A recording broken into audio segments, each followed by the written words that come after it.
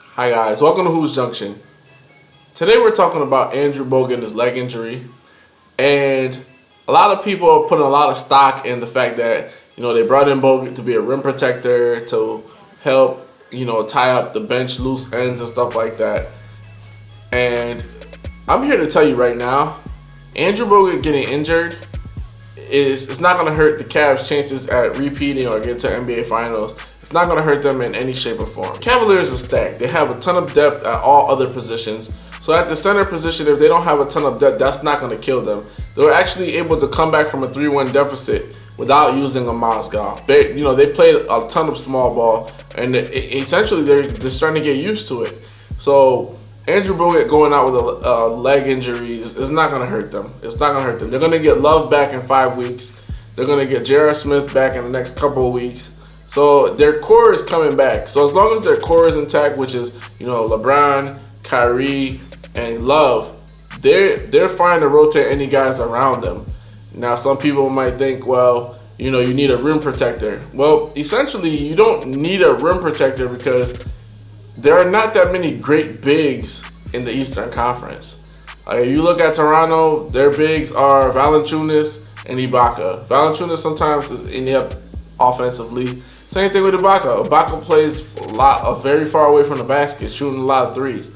Everybody is now shooting threes, and there are no so-called bigs in the Eastern Conference. It's dead. There's no more Patrick Ewings, Lonzo Moore. If Patrick Ewing was playing in the East right now and the Cavaliers had to go up against him, then I would say, yes, they're in trouble. They're screwed. But there's nobody like that in the Eastern Conference. So everybody could pump their brakes. LeBron was making a big to-do about it, saying that he felt like everything was deflated and stuff. I understand that, I hate watching people get injured, and I don't like people to be excited about people get injured. But the way that LeBron was putting it was just like, LeBron, you just got a shooter in Kyle Korver. You just got Darren Williams. You're going to get back J.R. Smith. You're going to get back Kevin Love. It's just like, you already have Kyrie Irving, which is one of the best closers in the game right now. What else is there to complain about? What else is there to feel deflated about? You lose a guy who's a role player. That's like saying, you lose Richard Jefferson and you feel deflated, or Iman Shumpert and you feel, no, not at all. Bogut, the most people did is probably average 8 points, maybe grab 6 rebounds a game. If that, because you got to factor in those short his minutes. It depends on how he moves offensively as well, because Bogut has been known to really sometimes hinder the Golden State offense. If you looked in the finals, all he could do is just make passes. He'll only score essentially off of lobs, all lobs. That's how he scored all of his points. So they just needed Bogut to be a body to take up space and take up fouls. Now that they don't have that, now they know, okay, we're going to have to shorten up our rotation. We're going to have to find ways to get Tristan Thompson some rest. And that's that. Tristan Thompson's not an old man.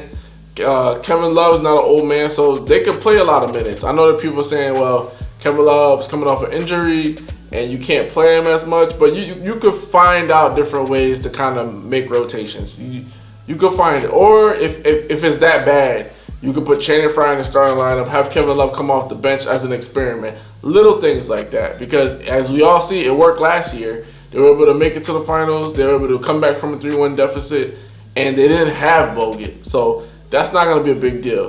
The biggest deals for them are resting LeBron and Kyrie and incorporating Darren Williams and Kyle Korver into the offense a whole lot more. Because once they get JR back and once they get Kevin Love back, they're going to be a well-oiled machine again. And all these talks about, oh, this is a big injury, this is a big deal, this is a big loss for them, that's going to go out the window. Because who are we kidding? The Cavs are stacked.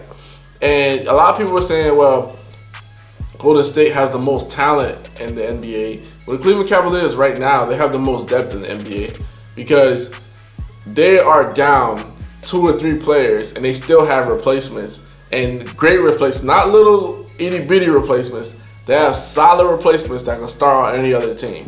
So everybody, let's just pump our brakes. Let's just relax. You most likely will see the Cleveland Cavaliers in the finals again. This is Vlad from Hoops Junction, where hoops meets hoopla. Peace.